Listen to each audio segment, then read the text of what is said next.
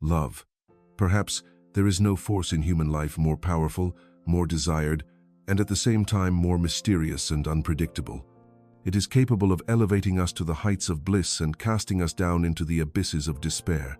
We seek it, we sing its praises, we suffer because of it. But what if I told you that behind the bright facade of romantic feelings, behind the fluttering of the heart and butterflies in the stomach, lie ancient, powerful forces of our own psyche, of which we may not even be aware? What if that very person to whom you are irresistibly drawn, as if by a magnet, is not just a soulmate, but a mirror, reflecting the most secret, most hidden corners of your soul, your shadow? Carl Gustav Jung, the brilliant Swiss psychologist and philosopher, was not afraid to peer into these twilight zones of human experience. He asserted that our romantic attractions and relationships are not merely a game of chance or hormones. It is a most complex, multi-level drama, playing out on the stage of our unconscious, where the main actors often become our unintegrated shadow aspects, as well as our inner contrasexual figures, the anima in men and the animus in women. Today, we will embark on one of the most intimate and perhaps most transformative journeys. We will attempt, drawing on the profound insights of Carl Jung, to decipher the secret language of love through the prism of the shadow. We will explore why we are so strongly attracted to certain people, often not at all those whom we would consciously choose. We will learn how our hidden fears, suppressed desires, childhood traumas, and unrealized potentials shape the dynamics of our closest relationships, leading both to moments of ecstatic merging and to agonizing conflicts. And most importantly, we will try to understand how awareness of these shadow games can become the key not only to healing our relationships, but also to our own personal growth, to that very individuation Jung spoke so much about. Are you ready for an honest look at the hidden truth about your attraction and your love? Part 1. The magic of attraction, when the shadow seeks its light, and vice versa. Why this particular person? Why, out of millions of people on the planet, does our heart start to beat faster precisely at the sight of him or her? Jung would have suggested that this is rarely accidental. Often, behind this powerful, almost mystical attraction lies the work of our unconscious, and in particular, our shadow. The shadow as the missing part and source of projections. As we remember, the shadow is that part of our personality that we have repressed or do not consciously recognize. It contains both negative qualities, fears, weaknesses, vices, and positive ones, undiscovered talents, suppressed strength, unrealized desires. When we meet a person who brightly and naturally manifests qualities hidden in our shadow, especially if it is the golden shadow, our positive but suppressed aspects, we can experience an incredible, almost hypnotic attraction to them. It is as if we see in them that missing part of ourselves for which our soul longs. Jung called this phenomenon projection. We project our own unintegrated parts onto another person, and they become an idealized object for us, a carrier of our own potential. Example: a shy, insecure man who has suppressed his aggressiveness and leadership qualities, his golden shadow, might be madly fascinated by a strong, independent, assertive woman. He sees in her what he so sorely lacks in himself. Or a woman, raised in a strict environment and having suppressed her spontaneity and sensuality, might be captivated by a bad boy, a rebellious artist who lives easily and breaks all the rules. The danger of idealization. The problem is that such idealization, based on shadow projection, is often short-lived. When the initial fervor passes, and we begin to see the real person, not a screen for our projections, disappointment sets in. We may even start to get angry at our partner for not meeting our expectations, not realizing that these were our own expectations, projected onto them. Attraction to a shadow partner, a search for wholeness, or a repetition of trauma. Sometimes we are attracted not only to those who carry our gold, but also to those who reflect our most painful dark shadow aspects. Why does this happen? Unconscious striving for healing and integration. Jung believed that the psyche always strives for wholeness. By being attracted to a person who embodies our shadow, we unconsciously try to meet this rejected part of ourselves, bring it to light, and integrate it. Relationships become a kind of therapeutic arena, repetition of childhood traumatic scenarios. repetition compulsion. Very often we choose partners who remind us of our parents or other significant figures from childhood, especially if these relationships were traumatic. For example, the daughter of an alcoholic may unconsciously choose partners with addictions, and the son of a cold, rejecting mother, emotionally unavailable women. This is not masochism. It is an unconscious attempt to replay the old scenario, this time with a victory, to get the love and acceptance that was lacking in childhood. Unfortunately, most often this only leads to a repetition of pain. Jung called such patterns complexes, which govern our choices. Example: a man who grew up with a domineering, controlling mother may find himself in relationships with women who try to control him because this pattern is familiar to him, albeit painful. Or a woman who experienced emotional neglect in childhood may be obsessed with a partner who alternately draws her close and pushes her away, reproducing the familiar drama of rejection. The gold of the shadow in attraction. Understanding these mechanisms is already a huge step. The gold here is the realization that your attraction to a certain type of person is not accidental. It carries invaluable information about your own unintegrated parts, your wounds and your potential. Instead of blindly following the attraction, you can ask yourself, what shadow qualities of mine does this person reflect? What inner deficit am I trying to compensate for through them? What lesson should I learn from this attraction? This transforms blind love into a path of self-knowledge. When we begin to understand that our attraction is often a complex game of light and shadow, our projections and unfinished gestalts, we get a chance to make our choice more conscious and move towards relationships that will contribute to our growth, rather than simply repeating old dramas. Part 2. Anima and Animus, falling in love with one's own soul, projected onto another. Another key element explaining the magic, and sometimes tragedy, of romantic attraction in Jungian psychology are the archetypes of Anima and Animus. As we have already touched upon in previous videos, the Anima is the inner, unconscious feminine side of a man's personality, and the Animus is the inner, unconscious masculine side of a woman's personality. These archetypes carry not only individual experience of interacting with the opposite sex, but also collective, inherited representations of femininity and masculinity. And it is precisely they, according to Jung, that play a decisive role in the phenomenon of falling in love, especially that blinding love at first sight kind. Projection of Anima. Animus as the source of romantic idealization. When a man meets a woman who carries traits corresponding to his unintegrated anima, his idealized image of femininity, his soul, he can experience a most powerful attraction. It is as if he sees in her the embodiment of his own inner woman. The same happens with a woman when she meets a man onto whom she can project her animus, her idealized image of masculinity, her spirit. This projection creates an incredibly strong, almost magical attraction. The person seems perfect to us, the one, destined. We fall in love not so much with the real person as with our own soul projected onto them. Jung wrote, "Falling in love is a state of obsession with the anima or animus." Example of falling in love. A man whose anima carries the image of a mysterious, elusive, creative woman might instantly fall in love with an artist or poet without even knowing her as a person.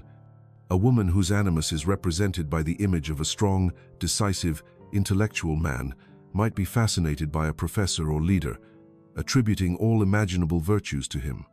Stages of anima. Animus development and their influence on partner choice.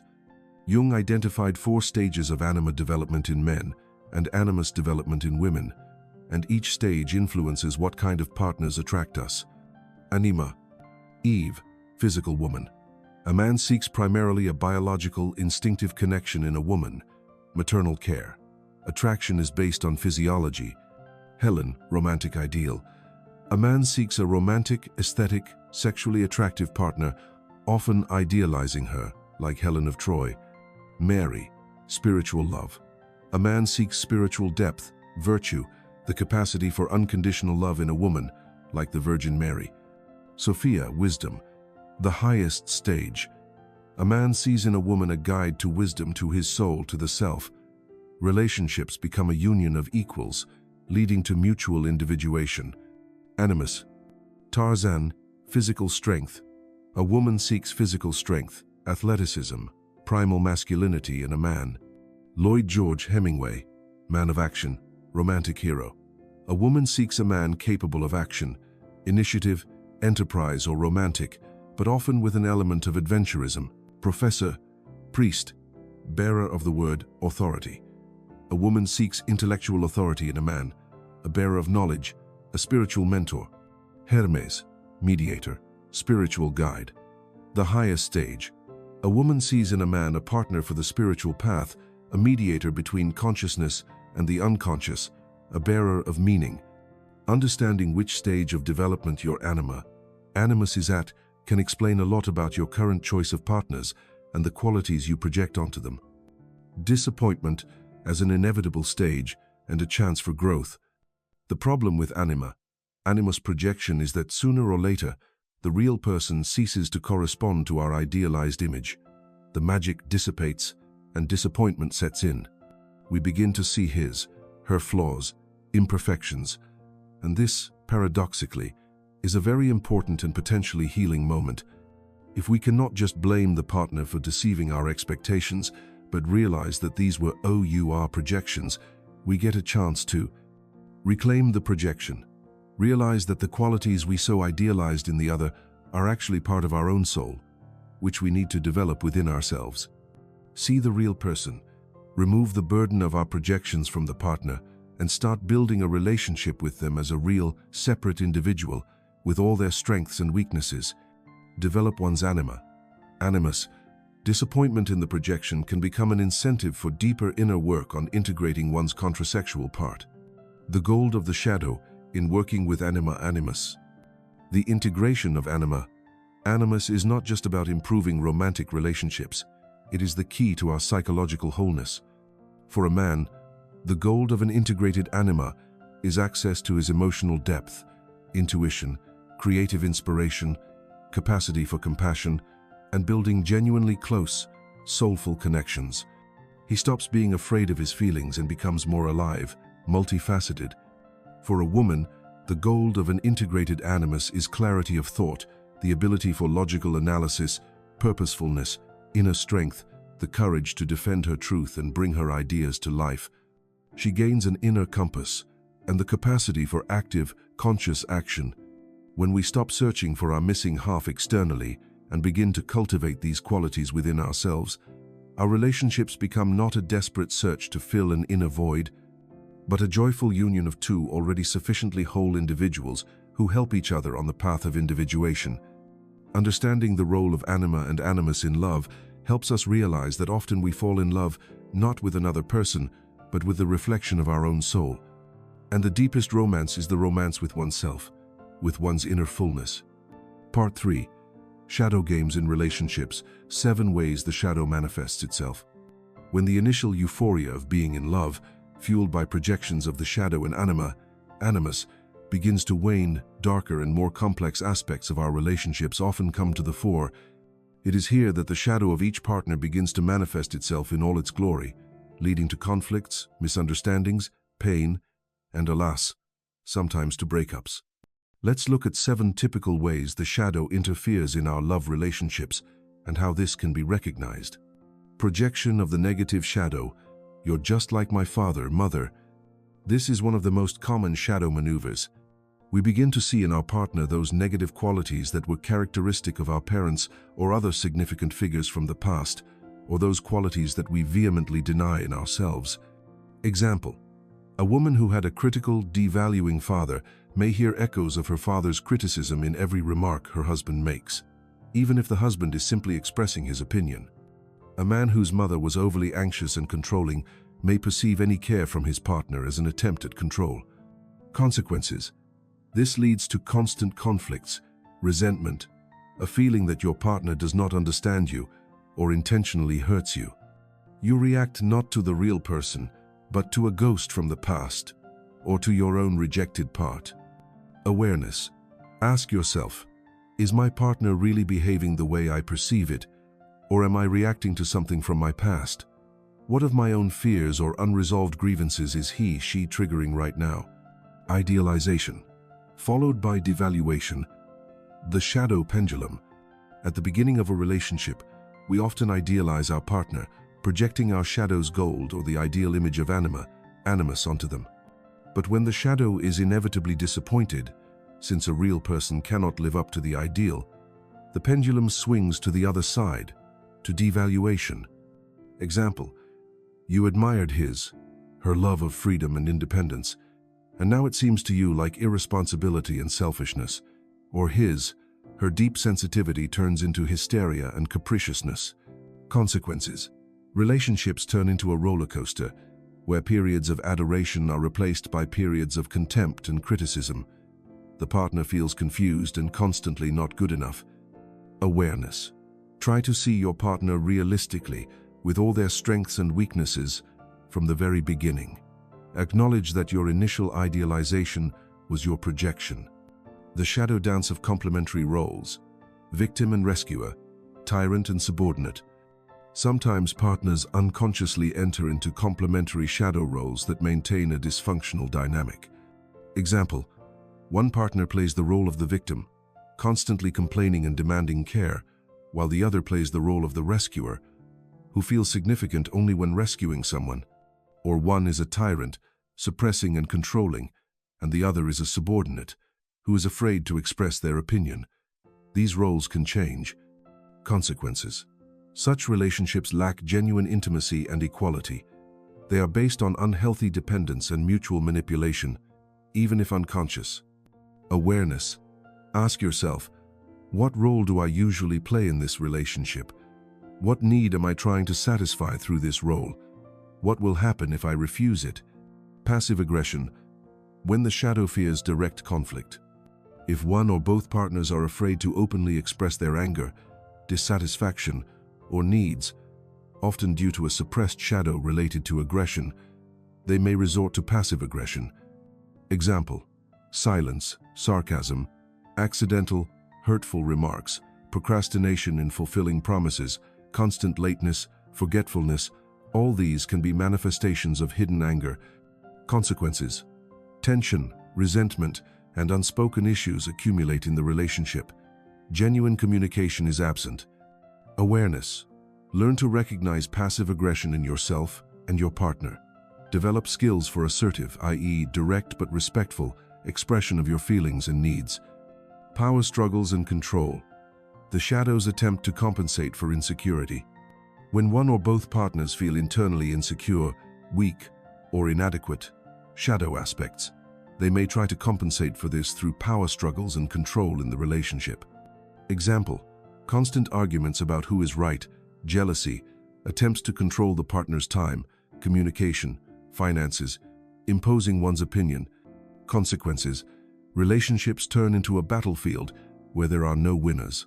Trust, respect, and intimacy disappear. Awareness. Explore your own needs for control. Where do they come from? What fears or insecurities do they cover up? Learn to trust your partner and give them freedom. Avoiding genuine intimacy.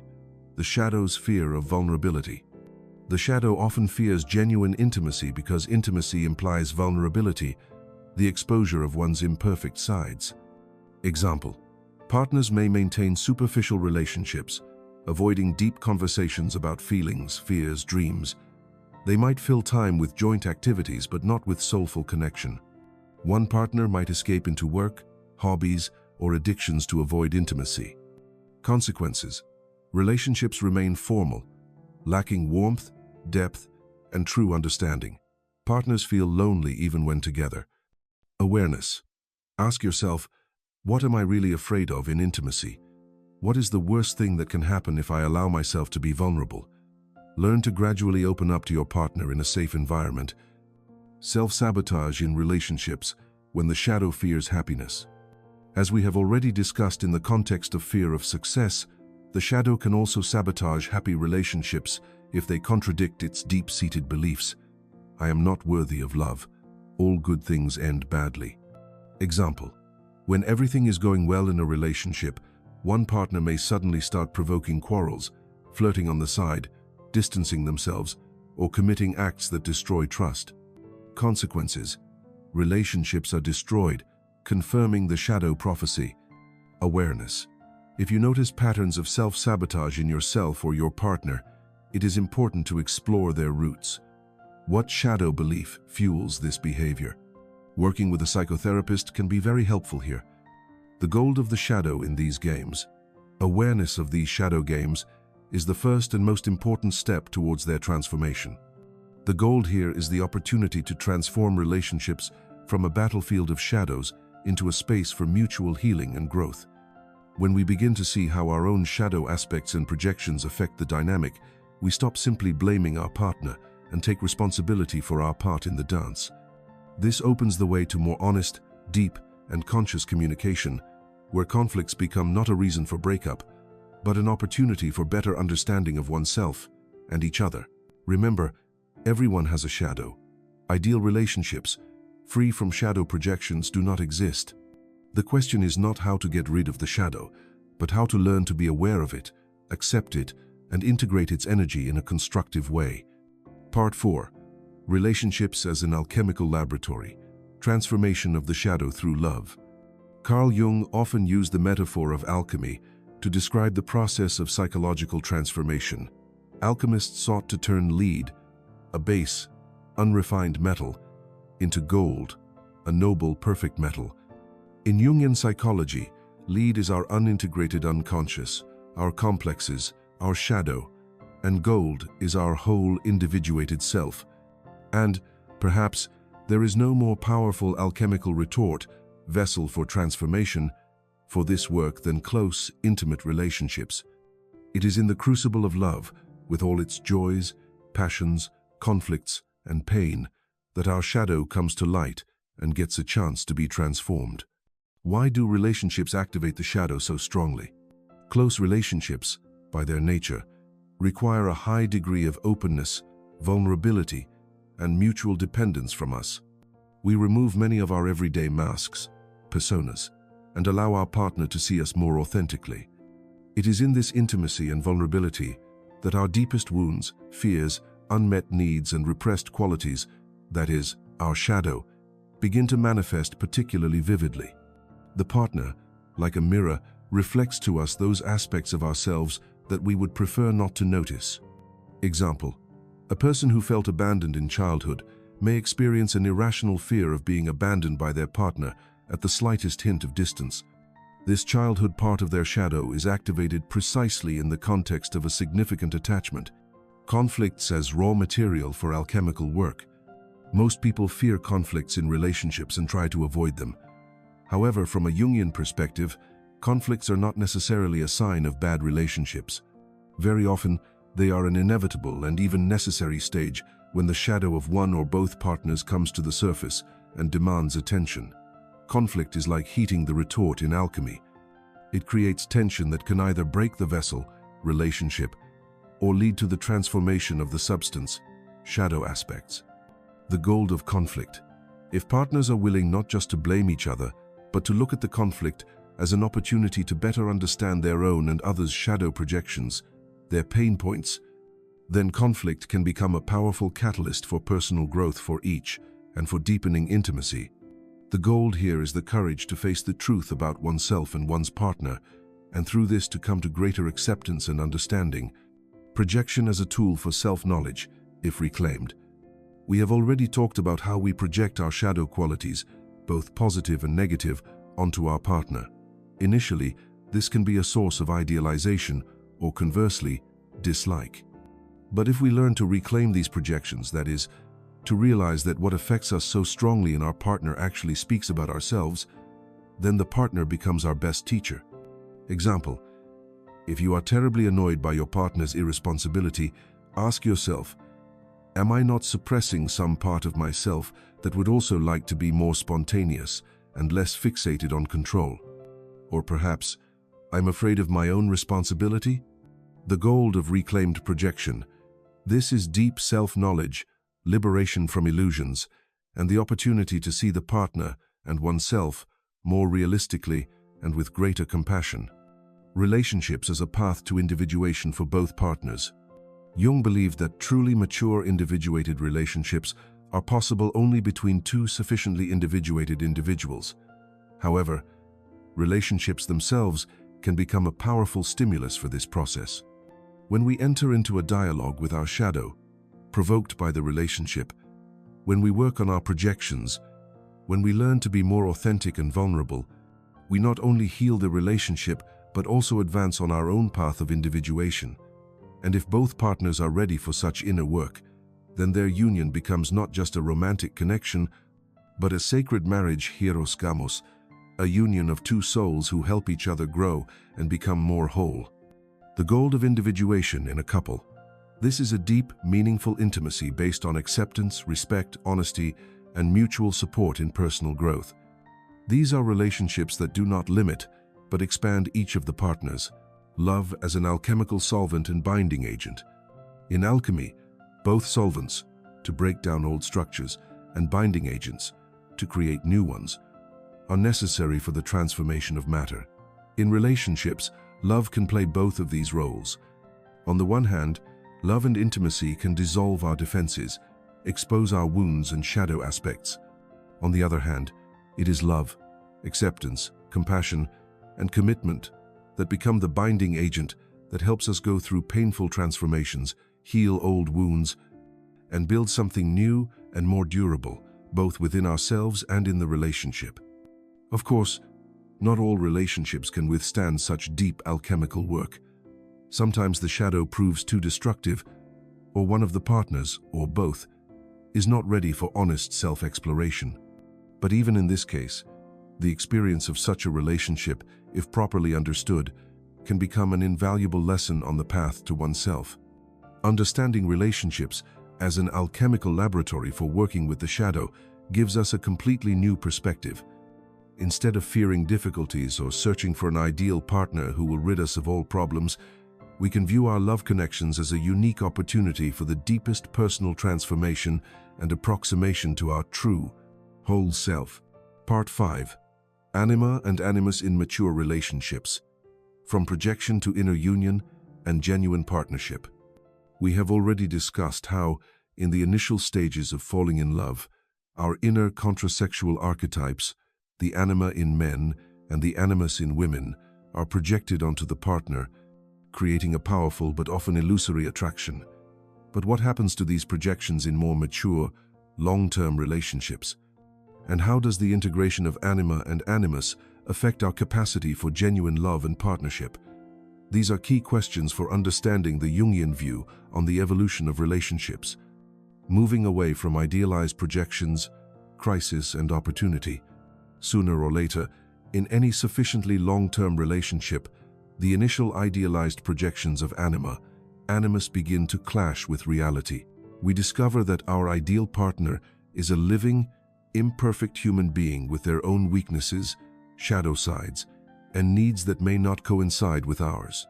This moment of disillusionment, literally, the removal of enchantment, is often perceived as a crisis in the relationship. It seems that love has passed, we were mistaken in each other. However, from a Jungian perspective, this crisis is not the end, but a potential beginning of something much deeper and more real. It is a chance to reclaim the projection, realize that the qualities we so valued, or conversely so feared, in our partner, are actually a reflection of our own unintegrated anima or animus. See the real person, stop demanding that the partner conform to our inner ideal, and start perceiving him, her as they are. Begin inner work. This crisis can become a powerful stimulus for a deeper exploration and integration of one's own contrasexual part. Integration of the anima, a man's path to soul and emotional maturity. When a man begins to recognize and integrate his anima, he stops searching in external women for a reflection of his lost soul or ideal muse. What this brings to relationships: he becomes more emotionally available, capable of empathy, of expressing his feelings. He can build relationships not based on need or projection, but on genuine connection and understanding. He stops fearing feminine qualities in himself, intuition, sensitivity, care, and can bring them into the relationship, making it more harmonious. His anima transforms from a capricious, seductive, or rescuing figure into an inner guide to his own soul, to his creative potential, to his ability to love deeply and meaningfully. He begins to value in a woman not only her appearance or role, but also her individuality, her own inner world. Integration of the Animus, a woman's path to strength, clarity, and self-realization. When a woman begins to recognize and integrate her Animus, she stops searching in external men for authority, a protector, or someone who knows all the answers. What this brings to relationships: she becomes more self-confident, capable of clearly formulating her thoughts and needs, of asserting her boundaries. She stops being a passive victim of circumstances or others' opinions. Her Animus transforms from a critical, dogmatic, or rescuing inner man into a source of her own strength, clarity, purposefulness, and ability to creatively manifest her ideas. In relationships, she can be an equal partner, capable of both deep emotional connection and constructive dialogue and joint problem-solving. She stops projecting unrealistic expectations of omnipotence onto men and can appreciate them as individuals. Sacred marriage, hieros gamos, within and without. When both partners work on integrating their inner anima and animus, their relationship can reach what Jung, following the alchemists, called hieros gamos, a sacred marriage. This is not only a union of two people, but also a symbol of the inner union of their own masculine and feminine energies. Characteristics of such relationships. In such relationships, there is deep mutual respect, acceptance of each other's individuality, the ability for honest dialogue, joint growth, and support on the path of individuation. Partners become not just lovers, but soul companions who help each other unlock their potential. Projections do not disappear completely. This is impossible. But they become more conscious and are used as material for further self-knowledge. The goal of this stage. This is the attainment of genuine partnership based on equality, freedom, and mutual enrichment. It is love that does not seek to fill a void or merge with another, but rejoices in the uniqueness of each and contributes to the flourishing of both personalities. These are relationships that become a source not only of personal happiness but also of creative energy directed towards the outer world. Difficulties on the path of integration. It is important to understand that this process is not always easy or pleasant. It requires courage, honesty, patience, and a willingness to confront one's own illusions and shadow aspects.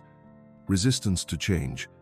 Habitual patterns of behavior and projection can be very strong. Fear of losing the magic. Sometimes people fear that if they stop idealizing their partner, the magic of love will disappear.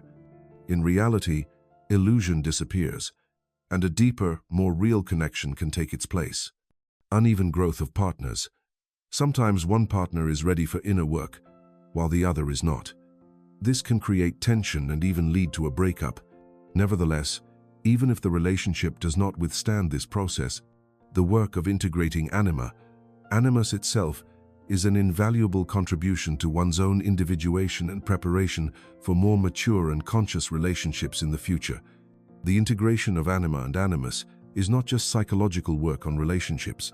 It is a fundamental step towards attaining one's wholeness, towards becoming a more complete, harmonious, and creative person, capable of love that comes not from deficit, but from an abundance of soul. Part 6. Shadow and Sexuality, Hidden Desires, Fears, and the Path to Genuine Intimacy. Sexuality is one of the most powerful and fundamental energies in human life, and like any powerful energy, it is inextricably linked to our shadow. How we perceive our sexuality, how we express it or suppress it, what our sexual fantasies, fears, preferences are. All this bears the deep imprint of our unconscious, our shadow aspects.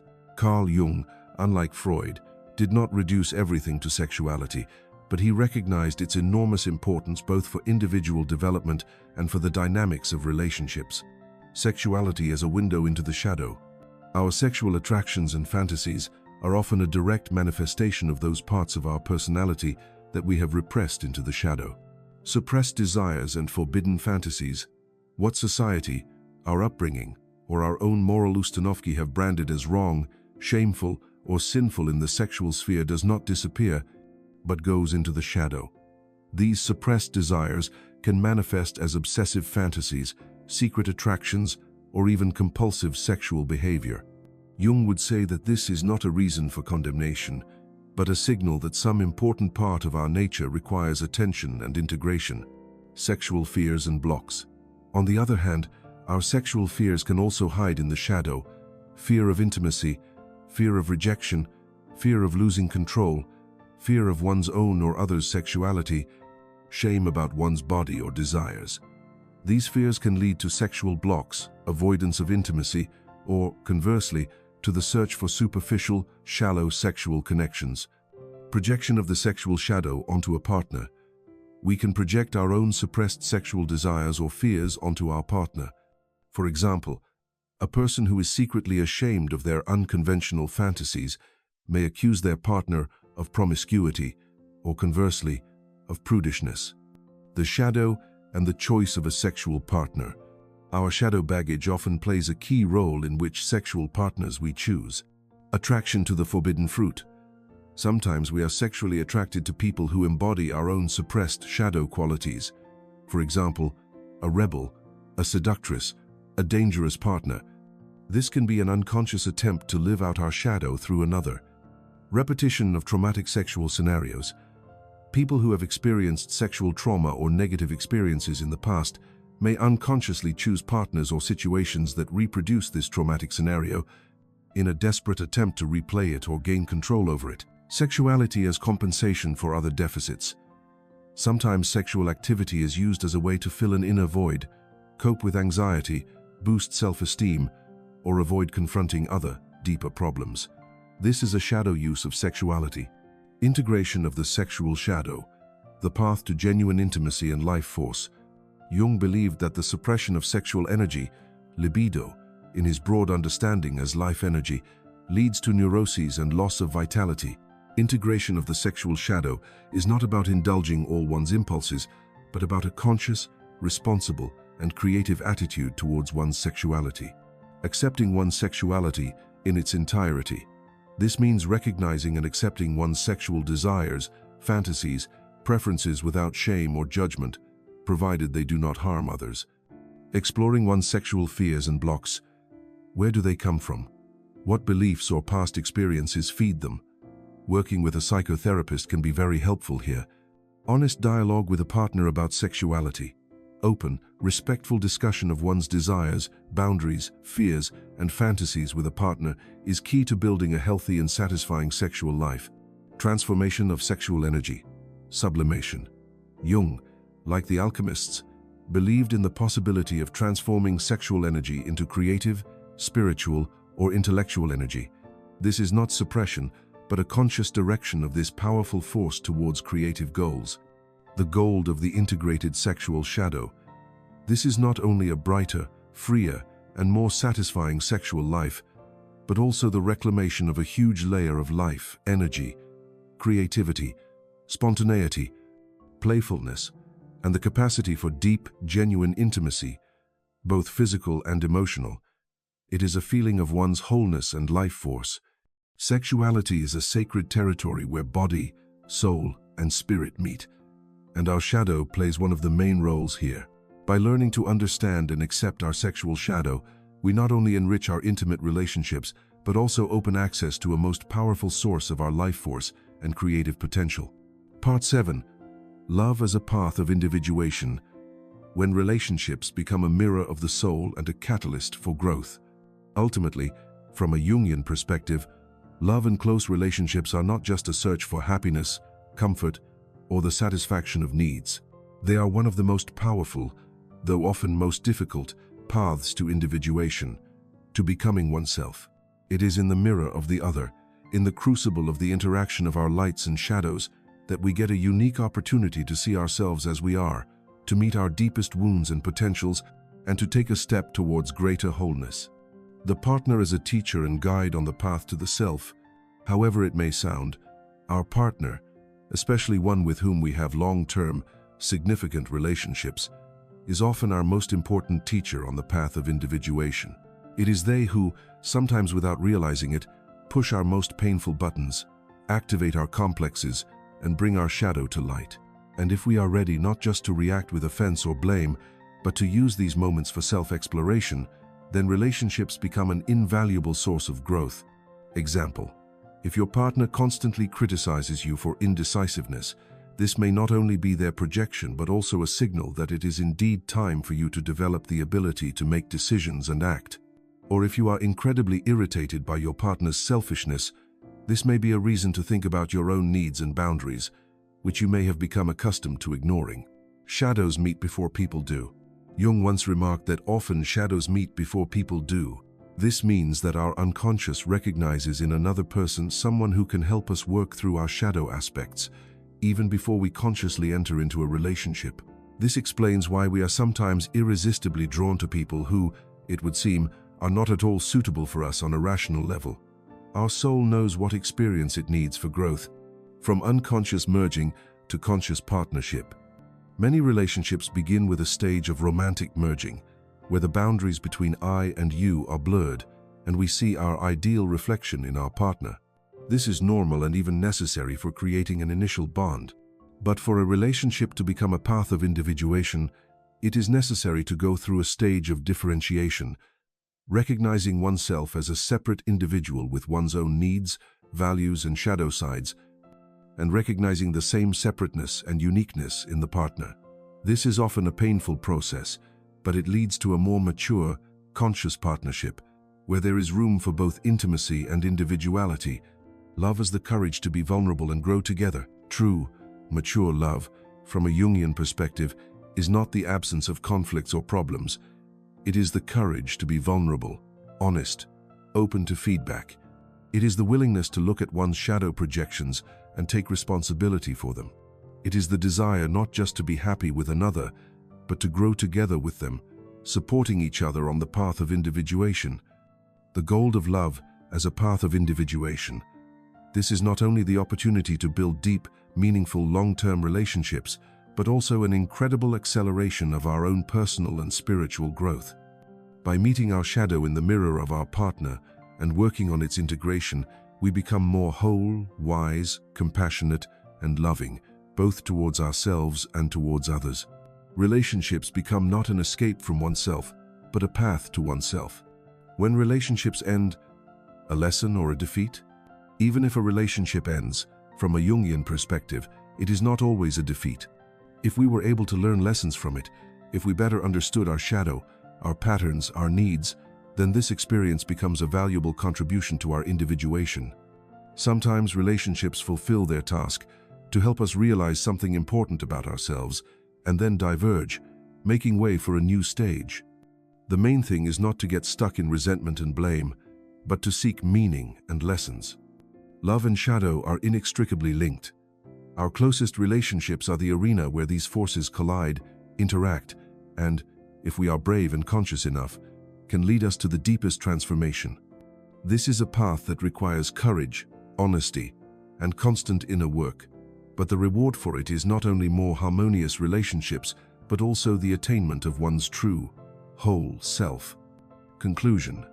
The dance of love and shadow, the path to a whole heart. We have come to the end of our deep and, hopefully, illuminating journey into the world of love and shadow through the eyes of Carl Jung. We have seen that behind the romantic facades of our attractions and relationships lie powerful unconscious forces, our shadow projections, the call of our Anima or Animus, echoes of childhood traumas, and the soul's unquenchable thirst for wholeness. Love, in its Jungian understanding, is not a quiet harbor where one can take refuge from life's storms. It is rather a raging ocean, full of mysteries, dangers, and immeasurable treasures. It is an alchemical retort in which our darkest and brightest sides mix, collide, and, with due courage and awareness, transform into something new, more valuable, more genuine. Understanding the role of the shadow in love does not mean that we should fear relationships or analyze every feeling under a microscope. On the contrary, this knowledge gives us freedom. Freedom from blind, compulsive attractions. Freedom from repeating destructive scenarios. Freedom to see in a partner not just an object for satisfying one's needs or a screen for one's projections, but another unique individual, walking their own path of individuation. The integration of the shadow, in the context of love, is the path to more mature, conscious, and truly healing relationships. It is the path to a love that does not seek to change or fix the other, but accepts them in their entirety, with light and shadow. It is the path to a love that becomes not an escape from oneself, but a most powerful catalyst for mutual growth and the unfolding of each person's potential. Carl Jung left us an invaluable legacy, a map of our inner universe. And understanding the dynamics of love and shadow is one of the most important keys on this map, opening the door to a deeper understanding of ourselves, others, and the very mystery of human connections. Thank you for being with us on this journey. If this video has sparked curiosity in you, if it has helped you to look at your own relationships or inner experiences in a new way, please give it a like, share it with those you care about, and subscribe to our channel. We will continue to explore the wisdom of Jung and other great teachers of the soul together. And in conclusion, I want to invite you to reflect. What shadow aspects, in your opinion, are most actively manifested in your current or past relationships? And what first step could you take today to bring more awareness and healing into this important area of your life? Share your thoughts in the comments. Let's learn this sacred dance of love and shadow together. Until next time, and may your heart be filled not only with love for others, but also with a deep, accepting love for yourself, in all your wholeness, with all your light and all your shadow.